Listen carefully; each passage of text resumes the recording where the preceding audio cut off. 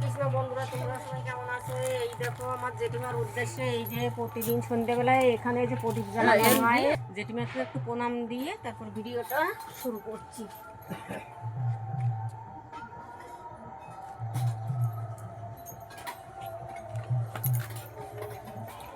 আজকে তো 10 দিন হয়ে গেছে, যে প্যান্ডেলের কাজও শুরু হয়ে গেছে। এই যে দেখা যাচ্ছে চারিদিকে যে প্যান্ডেল, এটা তো সাদাই করা হয়েছে, কেননা এটা শ্রাদ্ধ বাড়ি, এই জন্য কি সাদাই করা।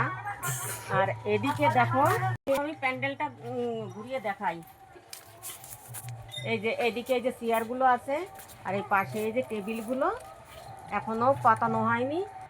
এখানে একটু লাইটের সমস্যা, লাইটটা দেওয়া হয়েছে তবু কারেন্টটা দেওয়া হয়নি এখনো, এই জন্য কি এখানে অন্ধকার। আর এইদিকে এই যে রান্নার জায়গাটা করা হয়েছে, এখানে এই যে রান্নার জায়গাটা উপরে এই যে লাইটটা আছে জ্বালানো হয়নি। আর এদিকে রান্না করে রাখবে এই যেই চৌকির উপরে।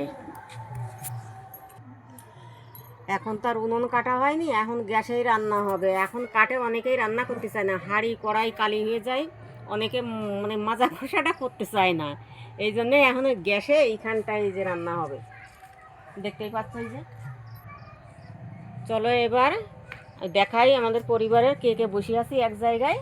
10 দিন হয়ে গেছে, এই যে মাথা টাকলু করে ফেলেছে। এই দেখেন, এই যে হচ্ছে সেই মেটো হাড়ির পিছনটা একদম টাকলু। বড়দি বসে আছে, এটা মেজদি, আর ওইটা ছোট ননদের বর বসে আছে। এখানে নাতিনও আছে পাশে, নাতিনটাও আছে। এই দেখো আমার ভাগ্নের মেয়ে। এই যে ঘরের ভিতরে আমার ছোট মানুষ দেখি কি করে। কি করো তুমি এখন একা একা এই জায়গায়? বাতাসা দিয়ে কি হবে এখন? বাতাসা ওই যে প্রসাদ মাখানি হবে না, তাই গলানির জন্য দিয়ে থুই। ও, দুধটা দিয়ে দিচ্ছ বাতাসার ভিতরে? হ্যাঁ, আচ্ছা। আর বাতাসাটা নয় গলে না। হ্যাঁ, প্যান্ডেলে তো সব কিছুই দেখালাম, এইবার পরের ভিডিওতে দেখাবো আর সব কাজগুলো। নমস্কার।